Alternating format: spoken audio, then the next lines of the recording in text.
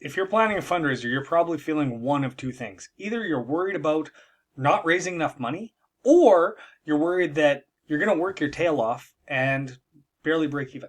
I've seen it hundreds of times throughout my career, and most fundraisers fail quietly. You see, it's not because people do not care, it's because the event was actually built backwards. Yeah, that's a lot to take in. It's a lot to think about. What does he mean by the event being built backwards? Well, this video is not about entertainment, even though that's what I do. It's about how to actually plan a fundraiser that actually raises money. What a concept, hey? Now, the real problem is that most groups start with the wrong question. They just say, oh, we need to do a fundraiser. And then they start planning a fundraiser. The question of, well, we need to do a fundraiser leads to so many things. It leads to silent auctions, spaghetti dinners, raffles, and events that feel like obligations instead of experiences. See the difference there? Now, here's the uncomfortable truth. People do not donate because an event exists. They do not donate because your group exists. They donate because they feel connected, entertained, and emotionally invested. That's the only reason people give you money for your fundraisers. Now, if your fundraiser feels like work for the audience, for your attendees, for the people that donate, it's going to feel like a disappointment for the organizers. The goal of the fundraiser is not the actual fundraiser itself. It is to keep people in the room, to keep them engaged, to create moments where giving actually feels good instead of forced. It's a big shift in perspective, isn't it? Now, every decision that you make should be supporting that. The venue, the timing, the length of the fundraiser, the food, the program flow, the entertainment. And when all of those pieces are aligned, guess what happens? The money follows. So, when those things aren't aligned, no tactic in the world can save it. There really are three pillars to any successful fundraiser, and we're going to go through with this, and I'm actually going to teach you why this works. You see, before you think about prizes or programs or anything all to do with the fundraiser, your attendance has to come first. The people that are actually going to give you money has to come first. So before you book your entertainment, before you book your venue, I want you to ask yourself, who is this actually for? Who is going to be in attendance? And then ask yourself this. Well, why are they going to attend in the first place?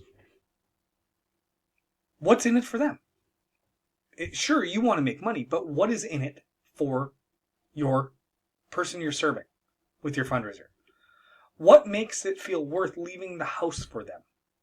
You know, they could go play Skyrim for another 10 years, or they can come to your fundraiser and donate money. A shorter, well-produced event is going to outperform a long, dragged-out fundraiser every time. Yeah. So if you can make it short and have a lot of energy, that might be what you want to do. Next up, energy beats elegance. What does that mean? Well, people remember how an event feels, not how polished it looked.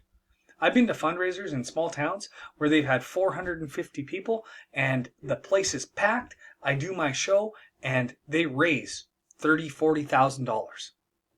Yeah. And I've been to fundraisers in events where it's been big galas, where it's fancy as all manure, the food is 5-star, and they raised almost nothing. A fundraiser with momentum, with laughter, with shared experiences,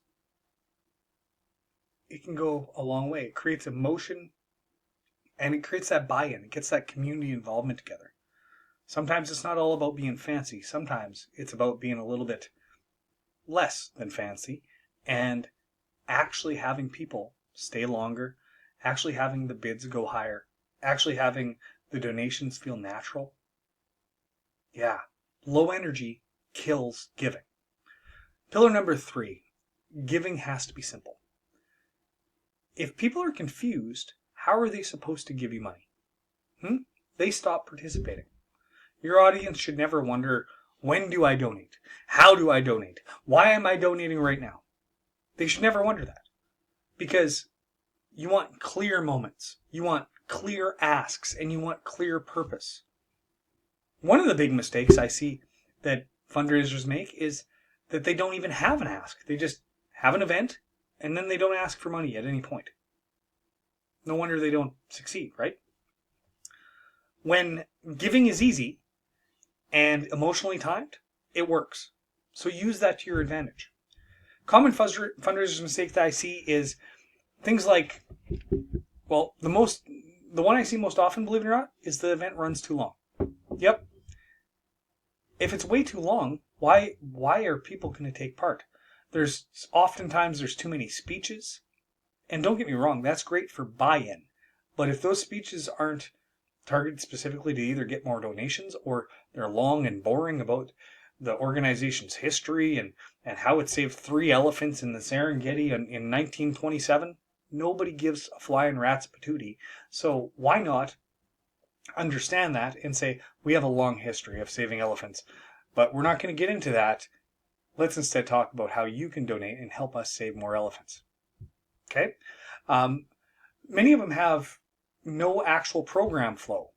Yeah, I see this at events all the time where things are kind of just shuffled around. They don't know when the awards are coming. They don't know when the entertainment's happening. And as an entertainer, I lock in my block. I have to know when I'm going to be doing the show. But oftentimes they switch stuff around all over the place.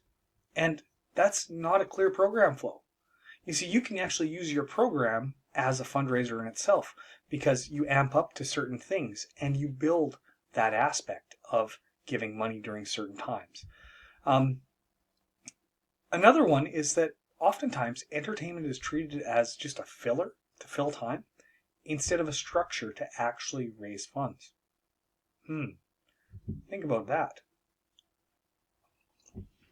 Another one is that I see this all the time in many groups, is that they try to do too many fundraisers at once.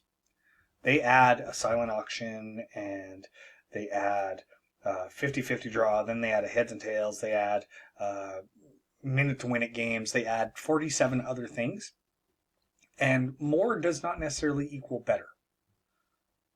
I performed last year in a small town in Saskatchewan where they had a pie auction. Now they've been doing this pie auction for the last 30 years. Now don't get me wrong, there is a set precedent there, but they raised almost $30,000 with 12 pies. 12 pies. Yes. And that's all they had for the fundraiser. They sold tickets to the event, yes. But then people were buying pies for flipping $2,500 for a single pie. It was stupid. I don't think a pie is worth that much. But for these people, it's a way for them to give to their community. And yeah, many of them had a lot of money. And you might think, well, that must have been a pretty big gala fundraiser type thing. No, this was a small farming community in the local high school. They've been doing it for 35 years. That's why they get the money they get. And it's kind of a badge of honor to be able to buy one of those pies. So, simple, focused, well-paced events raise even more money. Now,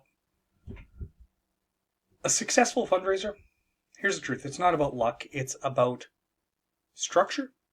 And when attendance and energy and simplicity are planned properly, fundraising becomes really easy and way more predictable. Because then you can repeat that same formula over and over again, year after year. If you want help to actually plan a fundraiser that actually works, well, that's what I help organizers with. You can check my availability. You can request pricing below. And even if you do nothing else, remember this simple tip. Build the experience first, and the money follows. Yep. Really simple things.